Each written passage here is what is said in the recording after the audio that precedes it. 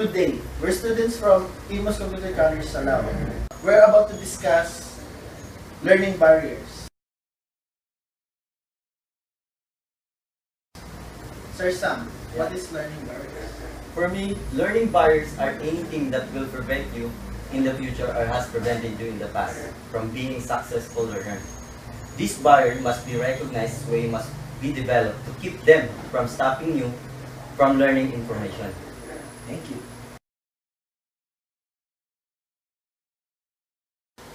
There are 4 kinds of learning barriers. Those are fear of failure, fear of criticism, fear of overwhelm, and fear of risking. Miss Clarica, can you define us or explain what is fear of failure? Fear of failure, it's defined as having fear to try to do things. We could not express our ideas, be confident, motivate to learn more because of fear. A student studying so hard because he don't want to have a low grade because his parents are having a high expectation and afraid of being scolded. Let's go with first before going. I think I'll pass. Because I need to study hard for our next exam. But our exam is a week. No! I need to study hard to get higher grades because my parents might get angry if I fail. So I'll pass.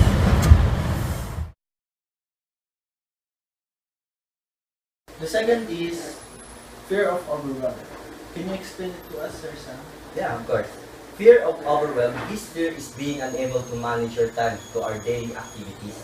You can prevent this kind of fear through learning how to manage time wisely.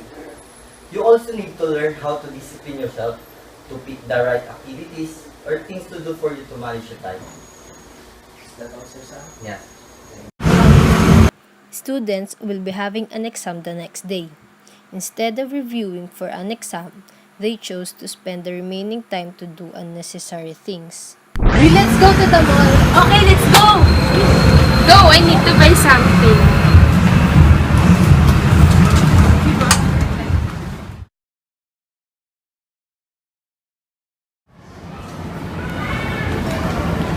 Hey, I remember. We have an exam tomorrow. I haven't studied. Just study later when we get home.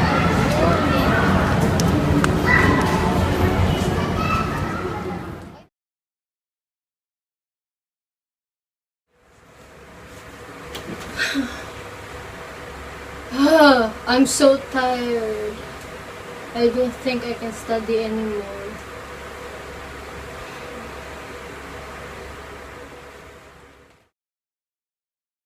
The third kind of learning barrier is taking a risk. Can you explain it to us, Ms. Lian?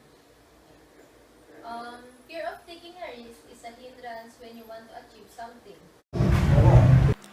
A student is scared to recite in class because she is afraid that her answer might be wrong and her classmates will laugh at her. Can somebody answer this question?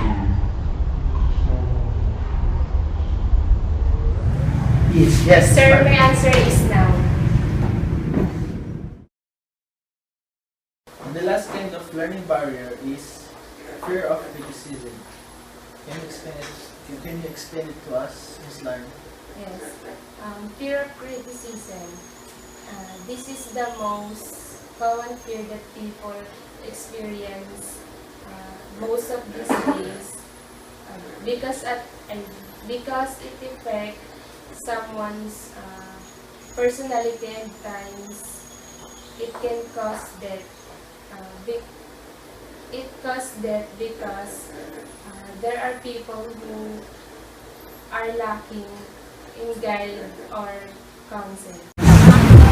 A smart student doing her best in class, yet another students call her a show-off because other student doesn't appreciate her hard works and effort.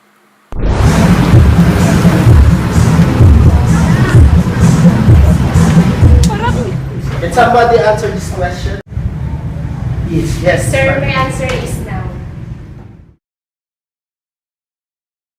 Ms. Lian, on your explanation, what is criticism?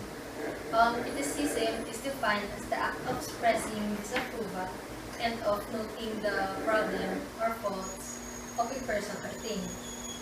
It is a remark or comment that expresses disapproval to someone or something. It is the activity of mankind's careful judgment about the good and bad qualities of a certain person or thing. That's it. Thank you.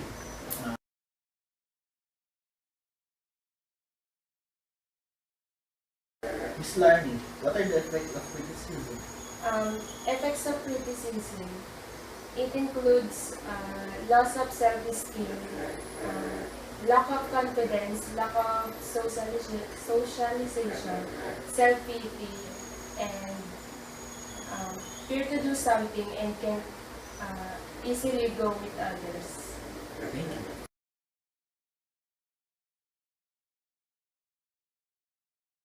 Miss Clary, how can you prevent criticism? To prevent oneself from criticism, we should improve our way of thinking and our speaking ability. Be confident, always be careful in your meetings. Thank you. Any other idea? How about you, Sir Sam? For me, not just in our physical look, but in our inner outlook, such as being kind of generous. And in a social media aspect, think before you click. It is also very important. We have interviewed someone and he shared us his experience about one kind of learning barriers. Good afternoon po. Kami po ay student ng ICC San Juan. Matanong ko lang po, anong name? My name is Jordan Joseph Escodomo. Salamat po sa pagpayag nyo na mag-interview namin kayo. Salamat po. Sir Jordan, familiar ka ba sa criticism? Criticism, yes, familiar ako dun. Kasi parang ano siya eh.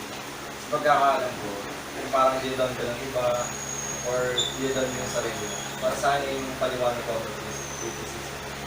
Sa criticism naman pala na experience mo, ano yung pangyayari na ginawa mo sa'yo? Marami kasi akong experience din eh. Unang-una yung criticism about sa sarili. Yung pagdadon ko sa sarili ko, yung sinasabi ko sa sarili ko na I'm not worthless ako. Parang wala akong naambag. Tulad na lang yan, singit ko lang to ako. Kasi nagmamahal ako ngayon. Yung minamahal ako. Parang minsan minamahal ko yun, parang naisip ko, dinidon ko yung sarili ko sa kanya kasi alam mo, maybe someday na may mas better pa sa akin na nakikita niya, pwede niya ako ipagpalit or syempre, hindi ko kasi alam kung hindi naman kasi lahat ng tao perfect kaya siguro kaya nadadon ko yung sarili ko. Tsaka yung isa pa about sa family. Yung mga relatives ko, yung iba sa kanila, dinadon talaga ako na yun nga, worthless ako, wala akong naambang. Kasi, So, parang napapahinaan lang nila naman. kasi mga ano kasi sila eh, kumbaga madami sila na-achieve. Kaya ako, parang hindi pa nila nakikita na na-achieve yung iba. So yun nga, parang yun daw nila ako. Okay, may iba pa kami katanungan. Miss Deat, Sir, yun nga po sa tingin niyo, di ba, kinikriticize ka ng ibang tao. Sa tingin mo, bakit? Siguro kaya nila ako na-criticize kasi yung mga naabot nila, parang hindi nila nakikita sa akin. Minsan, yung mga naabot naman ako, na hindi naman nila naabot. Kumbaga, hindi daw nila ako kasi hanggang dyan ka lang dapat. Or bakit hanggang dyan ka lang? Para sa akin, siguro kaya nila ako nila. Hindi nila naabot yung standard. Hindi mo naabot yung standard. Yes. Ano yung mga naging epekto nito sa'yo? Siguro marami. Kasi ita-test mo yan eh, yung personality. Minsan, yung lack of confidence ako sa iba, kung ano talaga ako kasi naisip ko yung mga sasabi na parang ba't ganyan ka na or hanggang dito ka lang. Kumbaga, parang gusto ko pa sana itaas yung mga standards ko pero parang hindi ko kaya kasi naisip ko yung mga sasabi. Parang nai-stress na rin ako. Naguguluhan, pero yun talaga eh, yung mga effect niya para sa akin. Ano nangyari yung mga pagdadaan sa'yo ng mga tao na bringin sa'yo ako? Paano nga? Siguro, naghanap ako ng mga kausap. pwede kong paglabas na lang sa mga loob, problema, yung mga yung taong kaya-kaya akong intindihin. Yung mga kaibigan kaya mag-stay kahit na hindi ko kasi nararamdaman nila ako.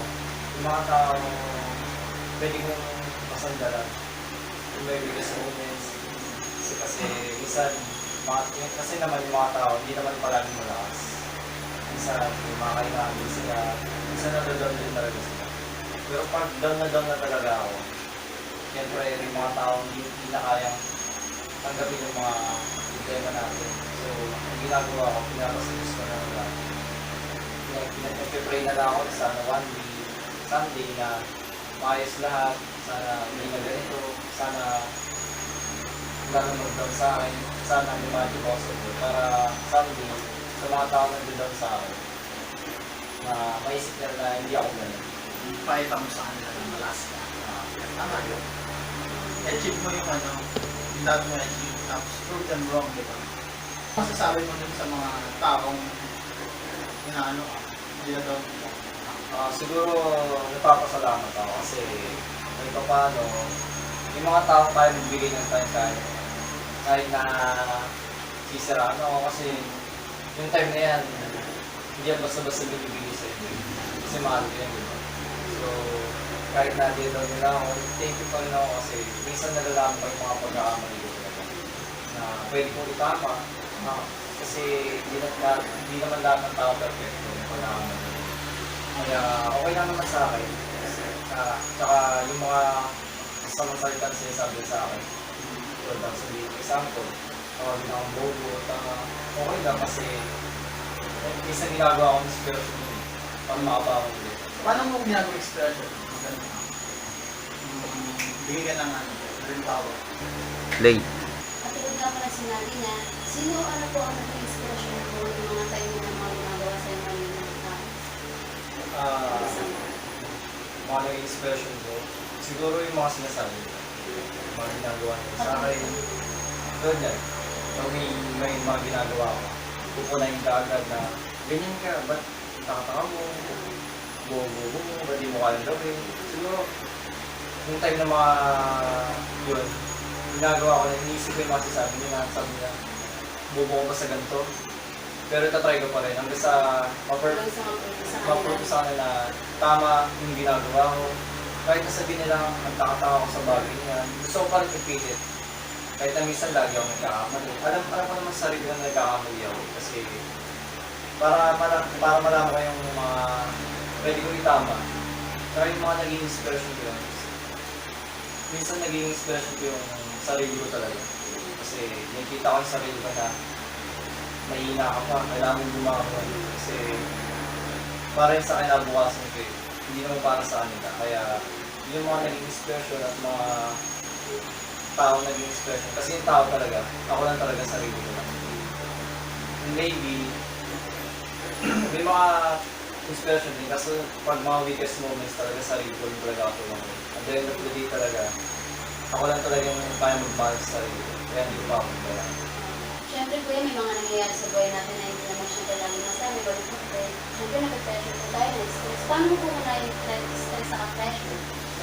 May mga times sa akin na hindi na minsan kinakaya yung stress. Stress na ako sa buhay. Minsan nauwi sa depression. One time na-experience ako about sa depression na hindi mo alam kung saan patungo. Yung bigla ka na naglalakad.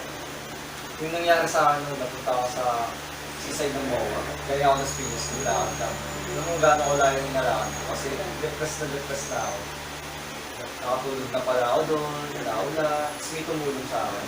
Tapos, yung parang bigla na lang ako nag-isip na, bakit ganito? Pero stress pa rin ako nun eh. Kaya ako siya na-handle, kaya kinaya kasi inisip ko pa rin yung lola ko.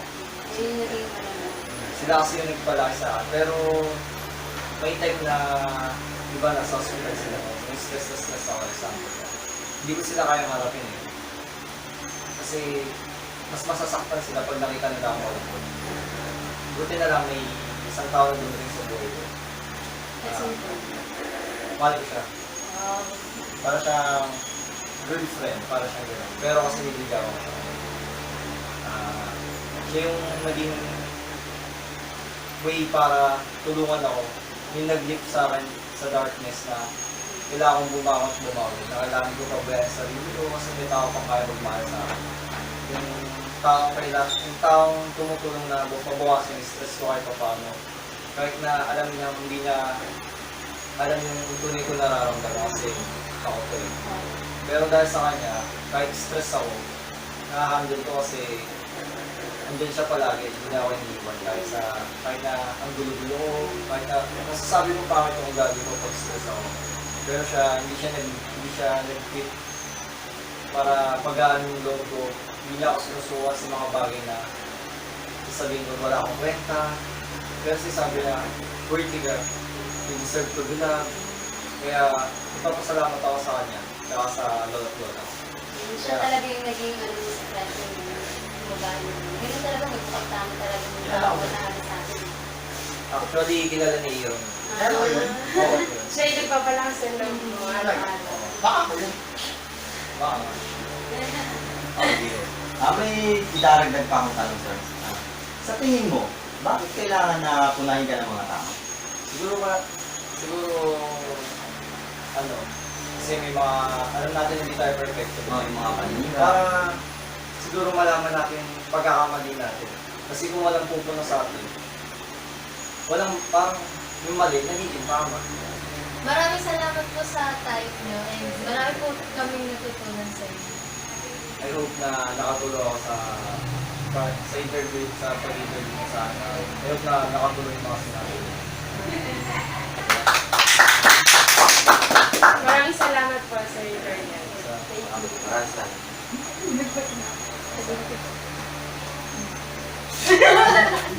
Learning barriers is one of the biggest factor of hindrance to educate oneself.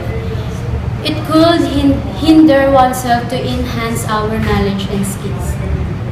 As you can see, there are some people who are easily affected by criticism and sometimes it can cost them. But unlike the person we have interviewed, instead of being affected by the person who criticized him, he chose to do what's the best thing for him. He turned that weakness into power to prove those people who criticized them that they were wrong. Like what Jorlan said, he experienced so much criticism from his relatives that he had almost given up. His education had been affected because his relatives were telling him that what he did, he does it wrong. Fortunately, he hadn't given up. His thinking was positive, that's why he had led to the right path. He thinks about his grandparents, who is the one who is taking care of him, that if he might do something bad, they might not be happy about it. He also got strength from the one he loves who is guiding him when he was down from his problems. The moral lesson here is that even though there is someone who doesn't believes in you, you should not give up because there is someone who is still that you can make you happy.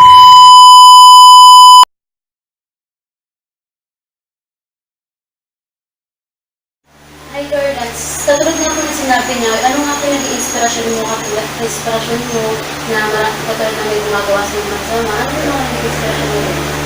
Ano yung naging inspirasyon mo kung ano ang mga naging inspirasyon mo yung may gumagawa sa Sino o ano po ang mga naging inspirasyon mo yung mga type na yung gumagawa sa mga tao?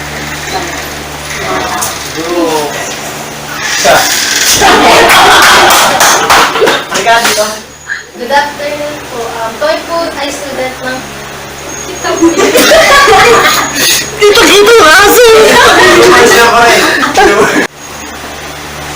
Paano na-handle yung mga... Wait po yung student ng ICC sa Lawag.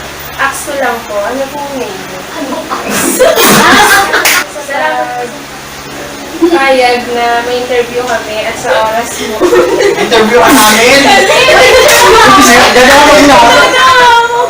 Sa ngayon, kaya ako siya kinaya.